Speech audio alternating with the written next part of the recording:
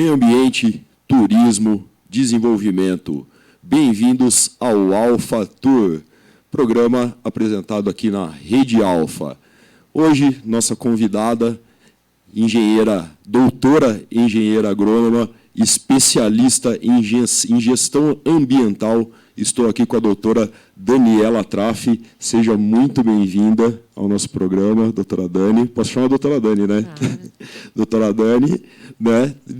Amiga de longa data também, né? Até com o perdão da expressão.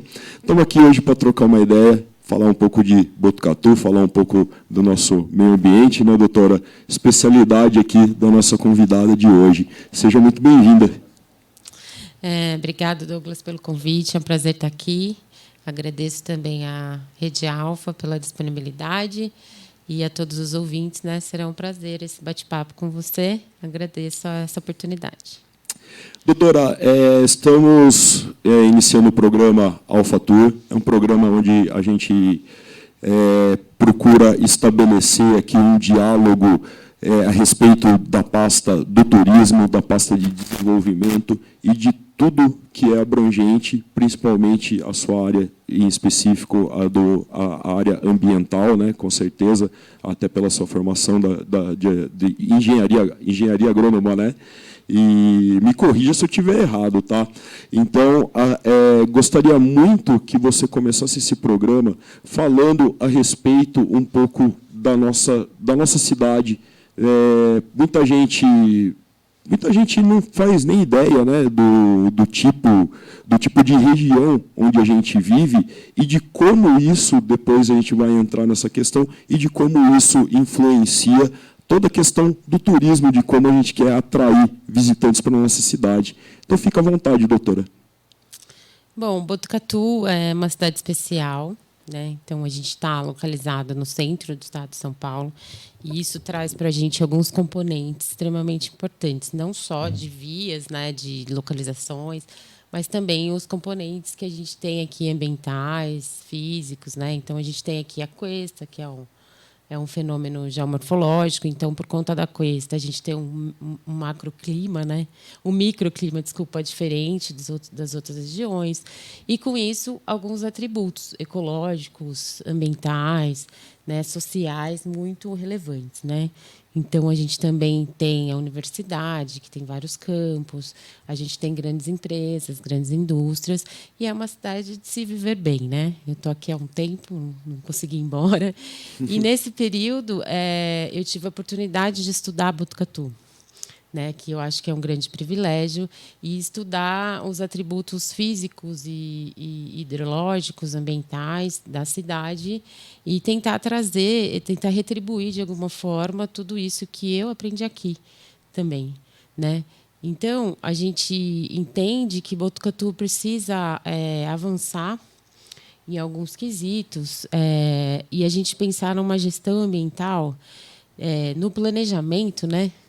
Como a gente vem falando, de uma forma ampla, né? Porque o planejamento ele é o ato de você planejar aquilo para né, se comunicar, para né, valorizar o que temos. Então, a gente precisa avançar no sentido de pensar Botucatu como uma cidade inteligente, né, como uma cidade que tenha mobilidade urbana, como uma cidade que tenha essa manutenção, né, dos atributos ecológicos, porque a gente vem vindo que, né, nos últimos 10, 15 anos, a gente teve muita degradação, né? Então, a gente também tem o peso da valorização, né, da cidade, das construções, que são muito importantes, mas a gente vem vindo de um processo de degradação.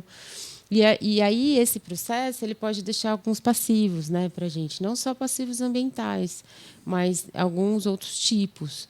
Então, se a gente pensar em Botucatu como uma cidade planejada, né, como uma cidade inteligente, a gente pode avançar muito, porque a gente tem todos os componentes. Essa questão de cidades inteligentes, né, está sendo falado já há um certo tempo, de assumir esses modelos de cidades inteligentes, né, esses planejamentos que, na verdade, é uma multidisciplinaridade de todos os temas abrangentes ali para o funcionamento da cidade em si. Você conhece alguns modelos e podemos citar alguns modelos que deram certo? Olha, no Brasil, Não, podemos pegar a nível mundial vamos mesmo. pensar, por exemplo, Curitiba, Curitiba. que é uma cidade de Maringá, onde eu me formei, Londrina, são algumas cidades que foram planejadas. Brasília entraria também? Brasília, sim, ela foi planejada, né, dentro de uma estrutura, e aí isso também é assim, não basta a gente, por exemplo, se você vê Brasília, né, ela foi planejada, então ela tem o desenho dela, todo especial, toda feita, né? Então, só que aí essa manutenção ela foi ficando para trás, né? Então, por exemplo, você monta, você planeja em cima de uma ideia, né? Então, de localização, por exemplo, onde está as áreas industriais, as áreas educacionais, as áreas médicas, as áreas residenciais, as áreas turísticas. Só que você precisa dar uma manutenção, porque a cidade cresce, né? Claro, e em Botucatu, assim, a gente pode citar um exemplo muito claro e recorrente em relação a essa falta de planejamento, que a rodoviária da cidade está praticamente no mangue, né? Que qualquer chuva que dá na cidade inunda a rodoviária, tem todo aquele estresse lá, a própria ferroviária. Então, é realmente, né, assim, uma falta de atenção, na verdade, assim, numa questão que seria bastante básica, visando a parte de desenvolvimento do município, né? Sim, porque, por exemplo, né, já que você citou ali a rodoviária, é um caso muito antigo, né? Muito antigo. Antiquíssimo, acho que deve ter mais de 100 anos essa polêmica. Olha, pelo menos uns 30, que é a época que eu lembro que mudou lá para baixo, a rodoviária. Lá para baixo, Então, e ali é um problema, porque a gente tem não é um problema, né, mas tornou-se aí que a gente tem que ver, né, porque daí a pessoa fala, o problema é o rio. Não, o problema é o que está em cima do rio, né? Tornou-se um problema, e é recorrente, porque ali é a confluência do córrego Água Fria, que é aquele que está na região ali da ferroviária, que vem de lá para cá, e o Tanquinho. Aí eles se juntam e vão descendo e vão encontrar com o Lava-Pés lá embaixo. São dois rios que se encontram com o Lava-Pés lá embaixo. São uma afluente de 3 rios. Então, o Lava-Pés recebe esses 2 afluentes e ali não poderia ter uma construção, porque ali, geograficamente, é um fundo de vale, ou seja, são as áreas de várzea que são ambientalmente já feitas naturalmente, né, para que, no período de cheias, que é o que a gente está agora, ele encha, né? E aí, depois, no período de seca, ele se esvazia. Então, imagine você em confluência de 2 rios. Então, se você pegar, por exemplo, ali a rodoviária, ela está bem nessa confluência.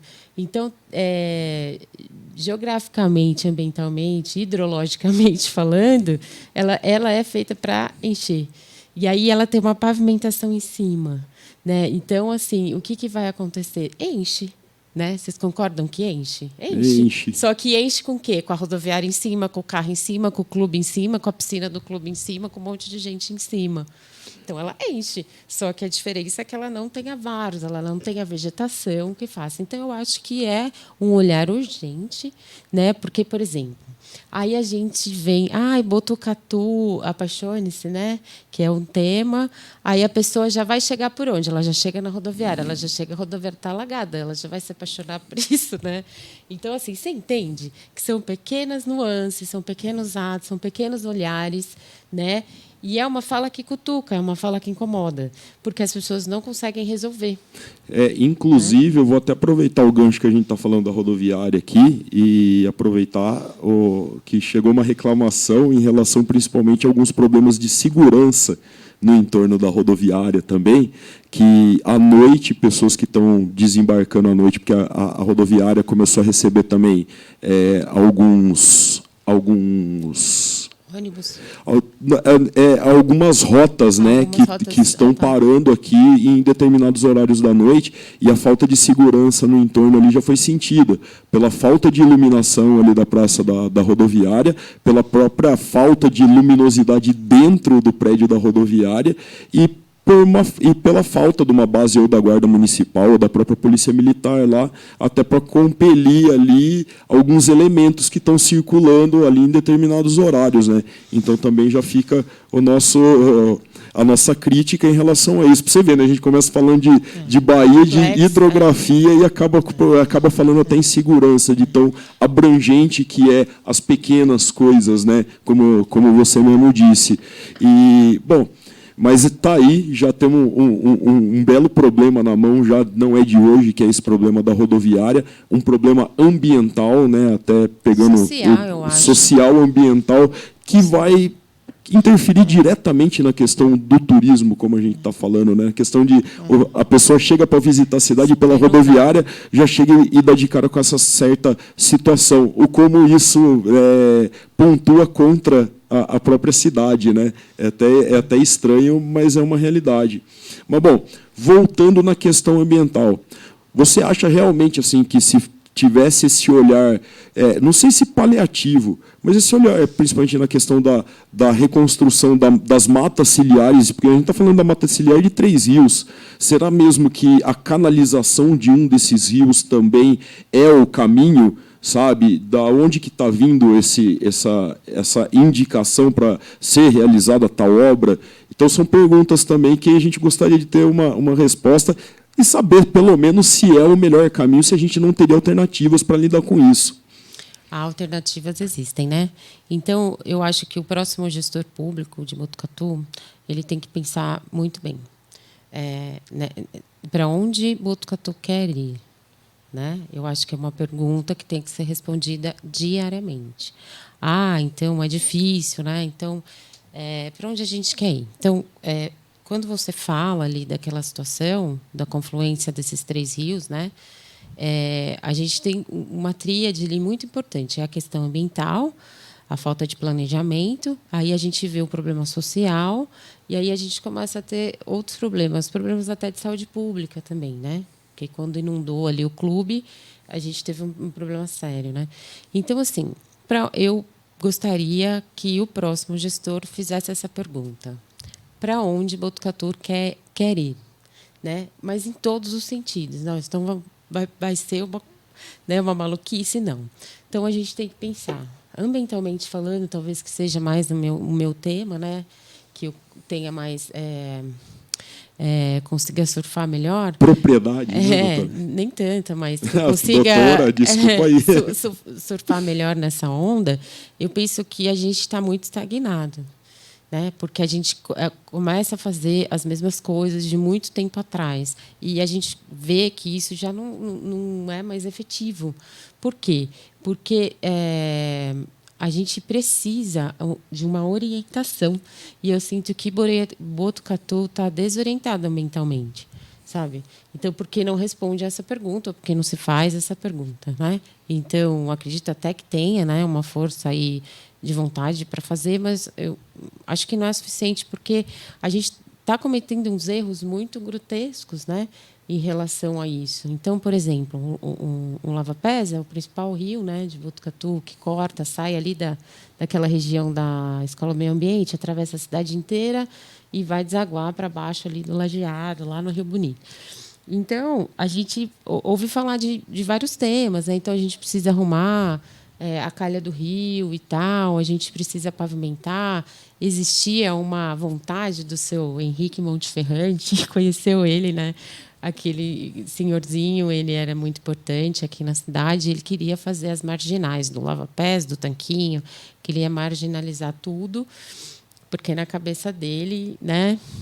E tem gente que defende isso até hoje, e eu acho uma lástima, por quê? Mas e o progresso, né, que a gente ouve falar? Eu acho que isso é muito aquém. A gente que tem pessoa que confunde progresso com concreto, cara, que eu nunca entendi tal correlação. Então, assim, a gente já viveu, estamos vivendo um quarto já do século XXI.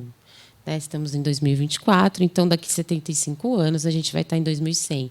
Nós estaremos mais aqui, seremos uma foto na parede ou em algum celular que vai ter por aí, ou alguma nuvem que vai guardar nossa foto, sei lá, alguém. Isso é um arquivo de vídeo lá da Rede Alfa. Um arquivo de vídeo de alguém, né?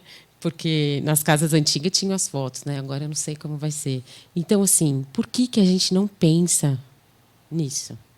Por que a gente não pensa na tecnologia que está sendo hoje? Então, as obras que estão sendo feitas, elas são obras do mesmo modelo de 1950, né? São o mesmo modelo, o mesmo concreto. Inclusive, o concreto de hoje, acho que ele é até inferior, né? Então, dura até menos. Então, assim, a gente tem tecnologia para tudo. A gente tem cabeças pensantes, a gente tem universidade, tem pessoas brilhantes aqui querendo trabalhar e a gente não consegue acessar o público, né? Então, assim, por quê?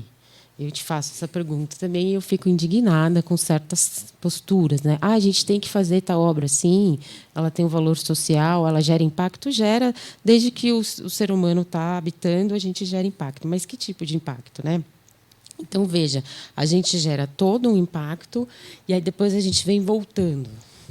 Só que a gente vai voltar até aqui já não dá mais para voltar.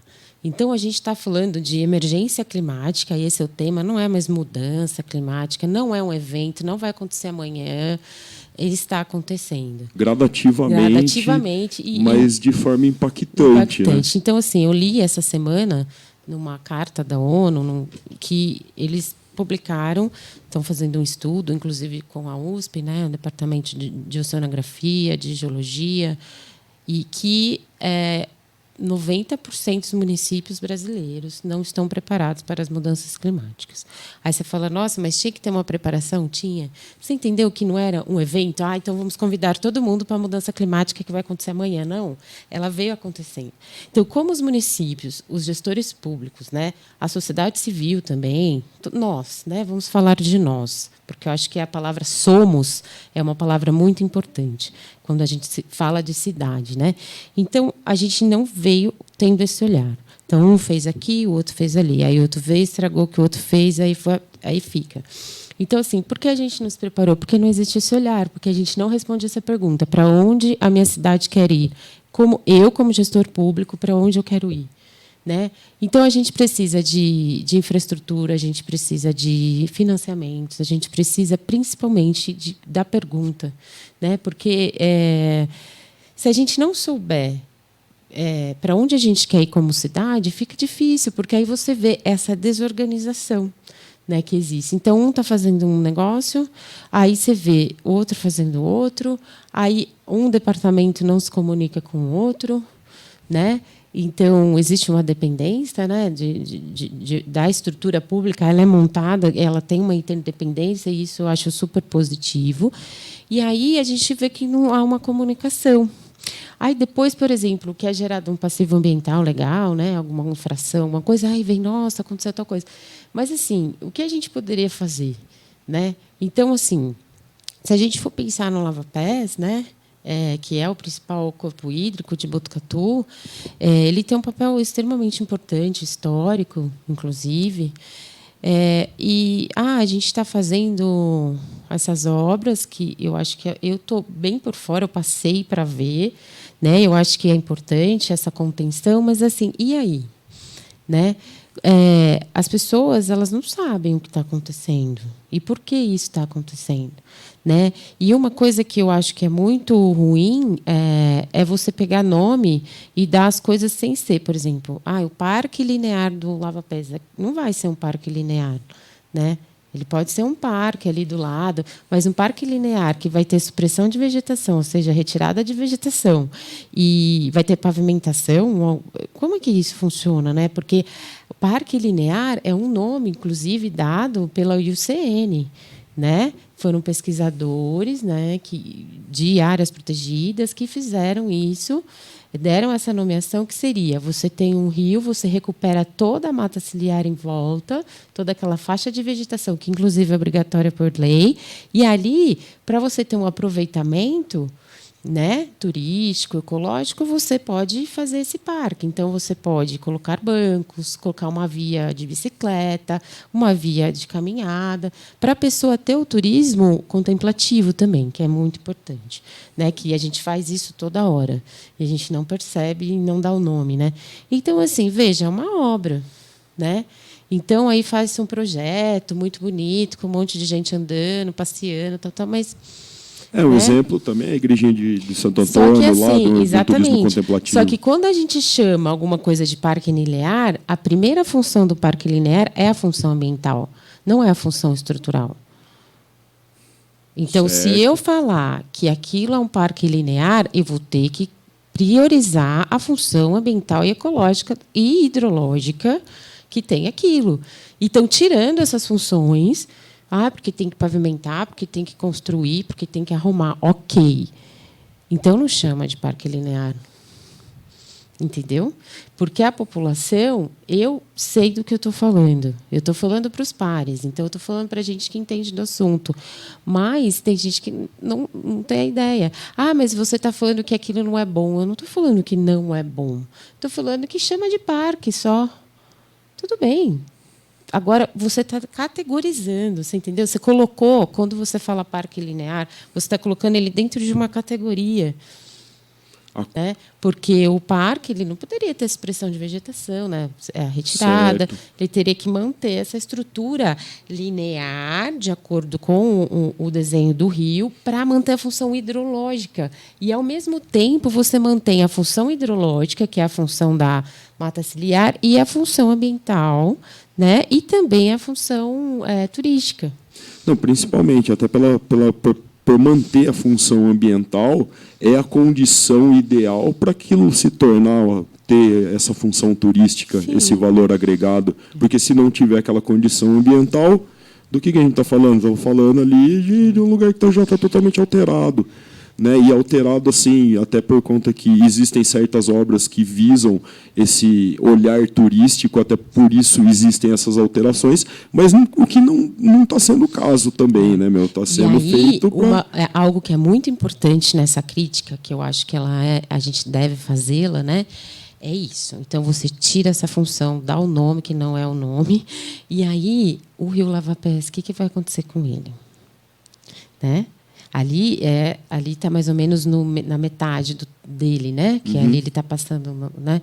Então, assim, aí ele vai andando, ele continua seguindo a linha dele, né? Já mudou, já retificou, tudo bem.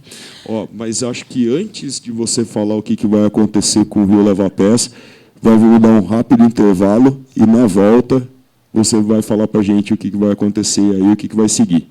Beleza? Ok. Então, fica com a gente aí, daqui a pouquinho a gente volta.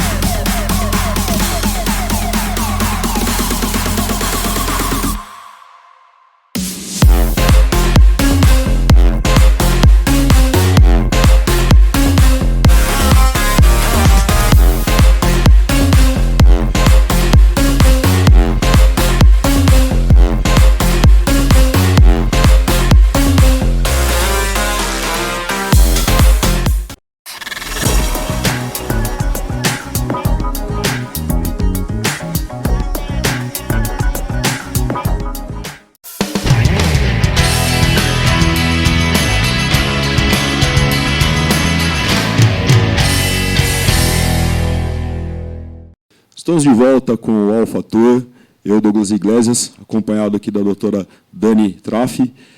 Antes de sair para o intervalo, a gente ia falar em relação ali ao Parque Linear do Lava-Pés, né?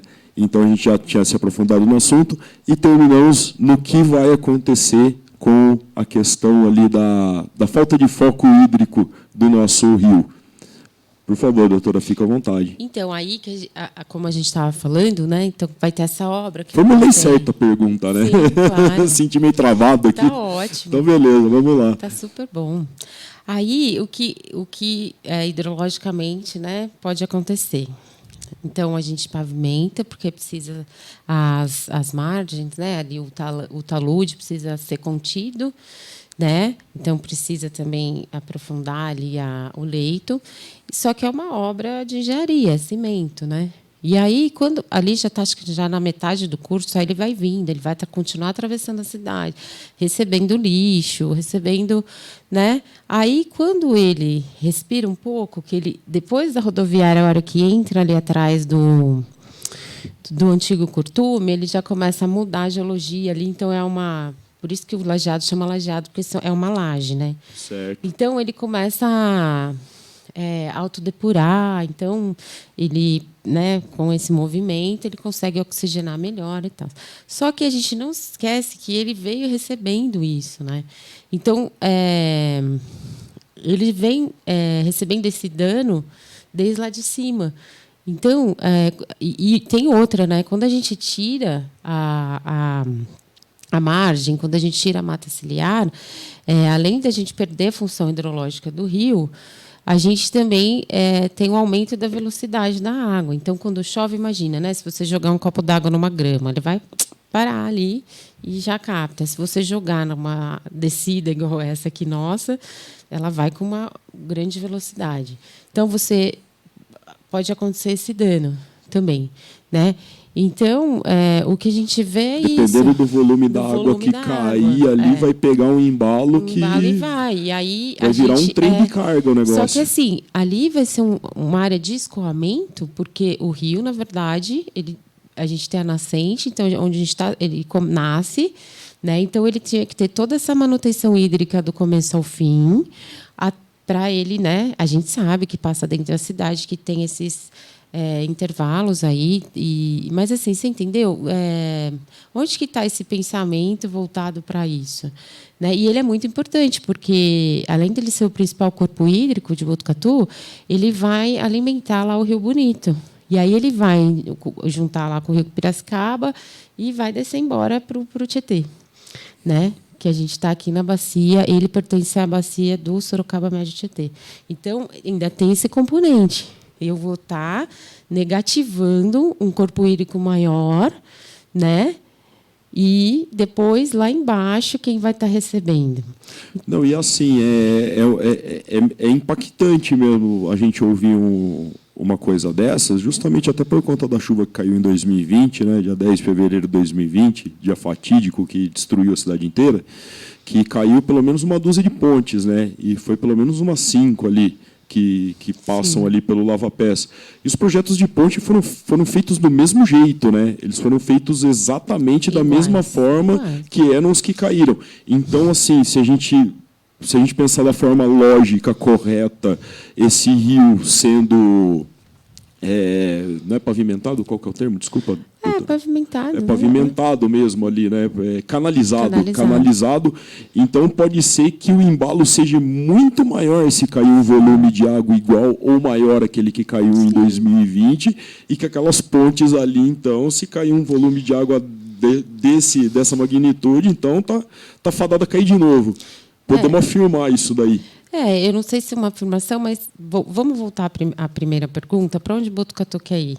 A gente cometeu o mesmo erro. Quando foi construída aquela ponte? Não sei, em 1950? A gente, em 2020, tempão depois, 70 anos depois, fez a mesma coisa, com a cidade praticamente quadruplicada de pessoas, né? Que Botucatu, nos últimos 15 anos, dobrou o número de habitantes. Ou seja... Pois é. Se fosse um projeto de então, 20 anos atrás, erros, já seria catastrófico. Então, qual que é a tecnologia que se pensou ali? Né? Então, a gente tem que pensar em um dos componentes muito interessantes das cidades inteligentes, né, que vem do termo Smart Cities, são as soluções baseadas na natureza, que são soluções simples. Por exemplo, um jardim de chuva. Eu vou fazer uma pavimentação, mas eu posso deixar um jardim de chuva, ou seja, uma área de drenagem, né, para que capte essa água e essa água consiga escoar de uma forma mais inteligente e que isso vá para o lençol freático, porque o rio ele perdeu a função. Isso que eu estou querendo te dizer. E isso é grave. Quando a gente pavimenta e canaliza, ele perde a função hidrológica de um rio, que é, né, produzir água ali e vir fazendo essa manutenção. Então, assim, a gente rompe, né, um ciclo dentro de uma cidade, porque a gente não pensa sobre a cidade. Então, vamos fazer uma obra de engenharia. Gente, voltando, é importantíssimo, mas a que custo? Que tipo de material foi usado? Como isso foi feito? Qual que é a tecnologia que se aplicou? Né? Então, assim, esse passivo ambiental, quando eu falo passivo, é o que a gente está deixando, né, de negativo, ambientalmente falando. A gente já vai receber agora. Não pense você que é só os seus netos que vão ver. Você vai ver. Eu vou ver. As crianças vão ver ainda com mais clareza, né? Porque a gente vai estar usando óculos, com certeza. Já estamos, né? As crianças vão ver com mais clareza coisas que nós fizemos. E agora, você está vendo que a resposta está sendo muito imediata? Ela não está demorando 100 anos. Ela demorou 100 anos quando a gente nasceu, porque os nossos avós fizeram e tal. Aí demorou um tempo. De agora, a gente já tem 40, né? Então, de agora, você está vendo que está sendo muito rápido. Então, é isso que eu estou querendo te dizer. É pensar sobre. É pensar, o olhar sobre a cidade. Cara, a gente tem tudo para fazer. Tudo. Tem um monte de árvore centenária, que é o caso de Botucatu. Separa, né? A metodologia, você só age dentro da área urbana, né? Só que o que é o contrapeso, né, de Botucatu? Tem esse déficit que eu acho que ele é preocupante, ele entra num nível... A tendência, né, é sempre ser mais crítico, né? Mas eu não sei como está, porque precisava atualizar isso. Eu não sei se isso foi feito, tá bom? Então, não tenho essa informação. Mas o que é o contrapeso de Botucatu? As unidades de conservação. Né? Então, por exemplo, o Parque da Marta, que ali a gente tem, são 22 hectares. Né?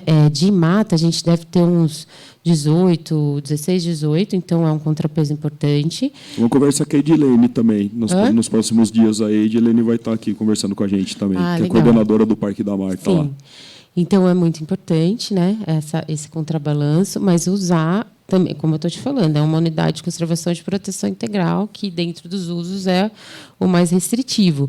Então, ele tem que ter essa função. Primeira, a função ambiental, depois a função de turismo, a função...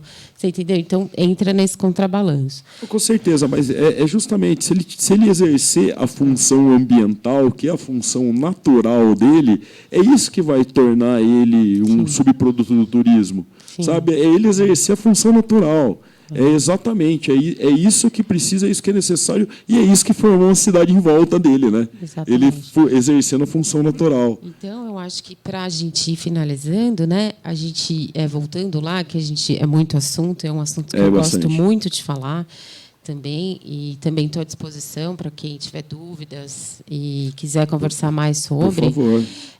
Segue a doutora nas redes sociais, pode passar, se você quiser. Eu deixo aí depois o @ o pessoal coloca. Então, assim, o que eu penso é isso, Douglas, responder aquela pergunta nossa, né? Vamos para onde? Para onde a gente quer ir, porque a gente tem todos os componentes. Né? Então, por exemplo, a gente tem unidade de conservação de proteção integral, a gente tem unidade de conservação de proteção de uso sustentável, que é a APA, Botucatu, né? Tem várias, né? Inclusive várias áreas. Agora, eu acho que a floresta estadual também vai ser passada para o município. Se eu não me engano, 65% do mapa da cidade é área de proteção ambiental. Isso, né? Na verdade, a APA é a bacia do Capivara, né? Então, 72% da APA de Botucatu está na bacia do Capivara, que é a bacia que contempla o Parque da Mata, né? Que é a bacia que eu estudei aí no meu mestrado e doutorado. E é a bacia a maior e mais importante, né, por ter esses atributos ecológicos e naturais. E é uma bacia que ela está sendo muito também pressionada pelo crescimento populacional, etc. Então, assim, antes da pressão, né, quando teve agora as mudanças do plano diretor, do zoneamento, a gente tem que voltar a responder aquela perguntinha, né, para onde a gente quer ir. Porque, às vezes, a gente atende a interesses. Existem interesses? Existem. Todo mundo tem interesse. Né? Mas, assim, quais são os interesses? E hoje, a gente consegue, com a tecnologia que a gente tem, a gente consegue fazer um planejamento. Né? As mudanças climáticas, né, que agora já chegou no nível de emergência climática, o primeiro estudioso falou disso em 1916. E ninguém ligou para ele. Falou, esse cara é maluco, né? O cara é doido. Então, 100 anos atrás, né, 100 e tantos anos, 110 anos quase, ninguém deu trela. Ele publicou um artigo científico falando disso. E ninguém ligou. passaram-se 100 anos, né? Pouquíssimo pela história da humanidade, estamos aí. Né? E hoje, se a gente pegar os painéis do IPCC, eles fazem progressões. Né? Então, por exemplo, quando a gente fala de 2100, que é ali já, a gente já vê um nível. Então, assim, a gente pode se preparar. Eu acho que os gestores públicos, a sociedade civil, voltando à palavra somos, a gente tem que se organizar. Eu acho que nós somos muito passivos. Nós assistimos atônitos a todas essas catástrofes, a toda essa falta de gestão, essa falta de comprometimento, e nada fazemos, porque para a gente é mais fácil ficar ali, né, na rede social e tal. Mas eu acho que a gente tem que se mobilizar. Douglas, Botucatu é uma cidade importantíssima, né, uma cidade que tem esses atributos e está tudo pronto. Só que, sim, a gente precisa se organizar, né? A gente precisa selecionar e ter esse olhar, né? Porque eu sinto que está tudo meio desorganizadão, assim. Então, a gente quer trazer o turismo, que é uma pauta importantíssima, mas, assim, como a gente vai fazer turismo? A que custa, né? Como as pessoas vão se interessar por Botucatu, por quê? E o que a gente está fazendo para manter isso? Né? Então, toda a cidade ela passa por esse período, né, de gestão pública. Umas pessoas vêm, outras vão, outras ficam. E a gente tem que continuar esse trabalho, mas assim se organizar, né? Se organizar na. Acredito que as tecnologias estão disponíveis, nós temos as ferramentas necessárias, nós temos pessoas mais do que capacitadas para manusear essas ferramentas. A gente precisa de um pouco de interesse, né? Ou até do jeito que a gente costuma escutar às vezes aí, a gente precisa da criação dos assuntos não prioritários, né? Para que esses assuntos que são prioridade, eles devam ser levados como prioridade, né? Em toda essa questão e essa abrangência. E assim, vou aproveitar que você entrou nessa questão aí e até te perguntar em relação a isso daí, porque houve uma obra que não é natural, mas foi uma obra de um grande impacto ambiental na cidade, que foi a construção da represa. Né? Foi um curso de um rio que foi desviado, né? Alterado uma paisagem de cartão postal da cidade, que foi a Cachoeira do Véu da Noiva, e gostaria de saber o que a cidade deveria se preocupar em relação às questões relacionadas a essa represa.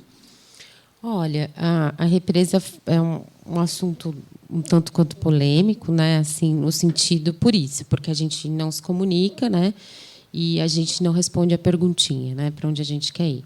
Então existe uma demanda que é a demanda hídrica, né? De consumo, de captação de água para consumo, dessedentação, né? No caso da população, dos animais, etc. Então, para onde a gente vai? Precisamos fazer essa represa. Então, foi feita essa obra, mas assim, eu fiquei muito impactada, Douglas, assim, vamos separar, né? A função social, que foi a prioridade. Qual que é a função social? Abastecer Botucatu por 100 anos, tarará, tarará. Qual que é a metodologia que foi usada? Eu não sei muito, porque também é obra de engenharia hídrica civil, e eu não entendo muito, né? Então, assim, foi feita essa obra, mas parece que foi uma obra que ela já veio meio que ela tinha que ser daquele jeito. Então, o que eu sinto é que não foi feito um estudo tecnológico para que tipo de obra a gente vai pôr ali. Tem que ser daquele jeito, tem que ser daquele jeito. Ok. Então, aí essa é o mote, né? A demanda social da represa, que é super importante. Eu vou usufruir, todo mundo vai usufruir, etc. Só que existe um desconhecimento da população do uso, né? Então, por exemplo, estava sendo vendido um pacote de turismo em cima de algo que a prioridade é a dessedentação, é o consumo público e não turístico. Mas a gente não pode aproveitar? Pode, mas como? Né? Eu sei que não pode nadar, eu sei que não pode andar com jet ski, eu sei que não é uma represa igual a represa de Avaré. Represa de Avaré, a inundação foi feita nos anos 70 pela CESP para construir a usina de Pau Sul, que é uma usina hidrelétrica. Então, foi feito aquele lago gigantesco e ok, né? Mas, assim, qual que é a prioridade? Então, eu não vejo isso sendo discutido. E isso vai ser um problema quando a população tomar um não. Chegar lá e falar, não, você não vai poder nadar, você não vai poder fazer tal coisa. A pessoa fala, mas como não? Né? Então, assim, misturou a estação. Voltando, é super importante, é prioritário, mas, assim, em relação ao passivo ambiental, eu achei que foi um passivo ambiental muito grande para o tamanho da área ser inundada.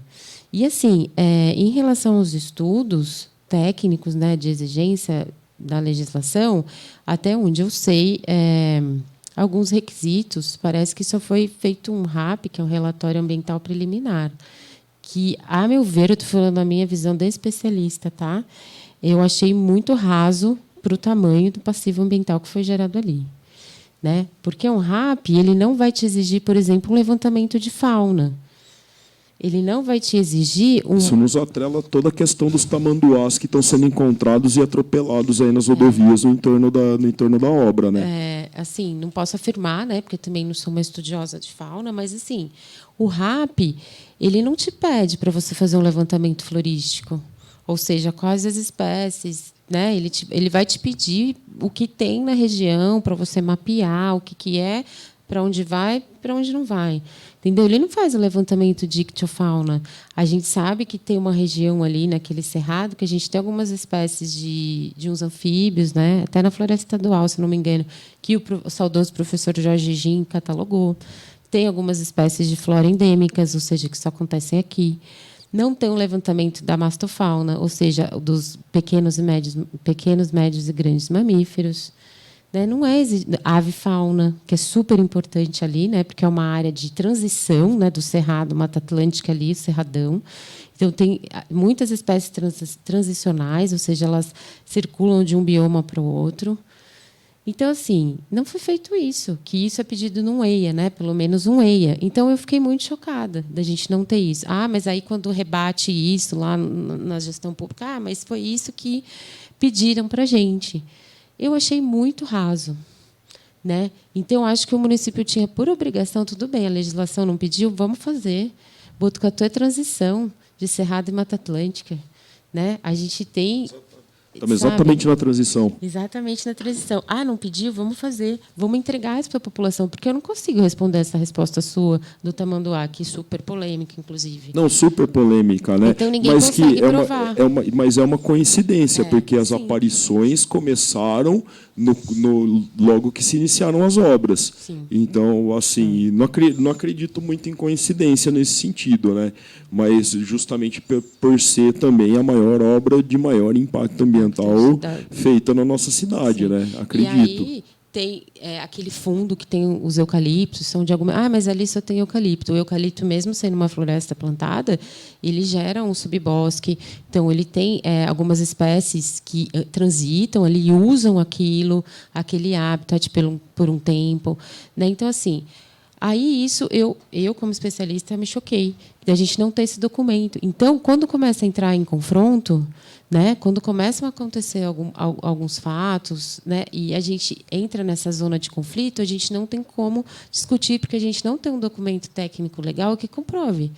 Né? Então, eu não tenho isso. Agora, eu sei que tem uma equipe lá de especialistas que estão fazendo a captura, porque vai começar...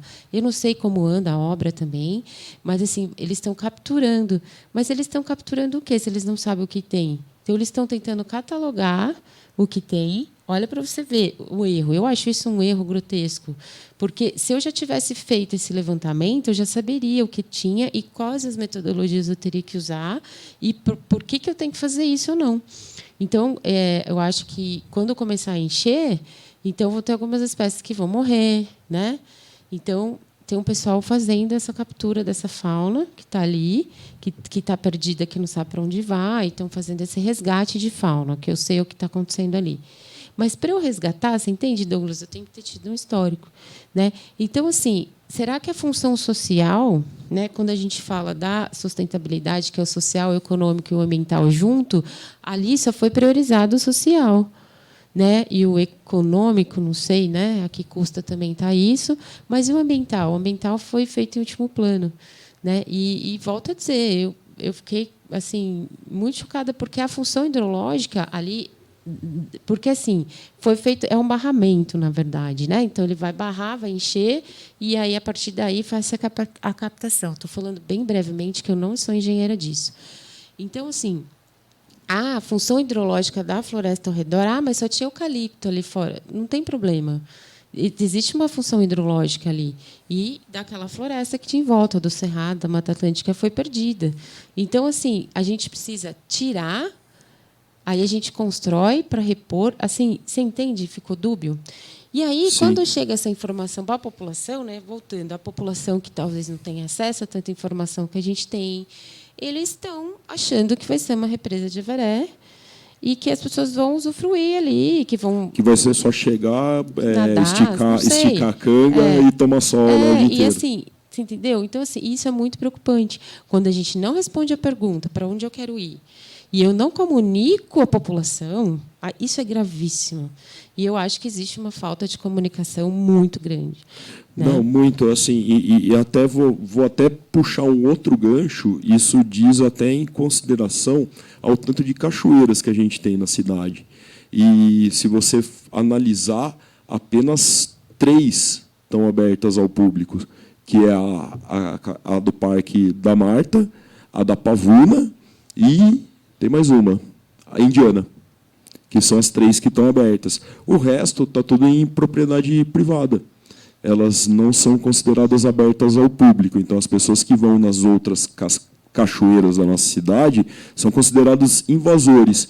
E isso acontece também, de uma certa forma, dessa falta de informação até para os proprietários poderem estruturar as suas propriedades para estar abrindo para visitação turística também, né, neste caso.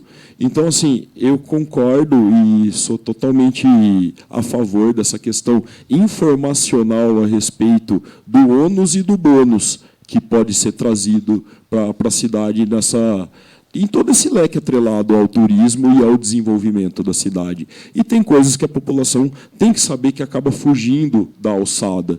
Não tem aonde procurar essa informação, sabe?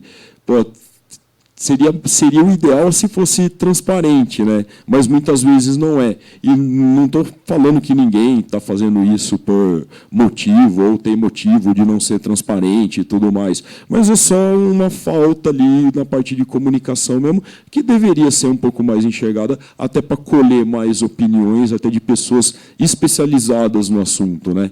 Não ficar aí só jogando palavra ao vento e tudo mais, né? Bom, doutora, estamos chegando aqui no final. Bate o nosso tempo aí. Como é que está o nosso tempo? Está batendo o nosso tempo. Gostaria muito de agradecer pela presença, por ter aceitado o nosso convite, ter vindo aqui bater esse papo, ter trocado essa ideia com a gente. Por favor, se alguém tiver alguma dúvida, entre em contato com a gente aqui, pode ser pela produção do nosso programa, pode ser diretamente com a própria doutora Dani Traff. Tá joia, doutora?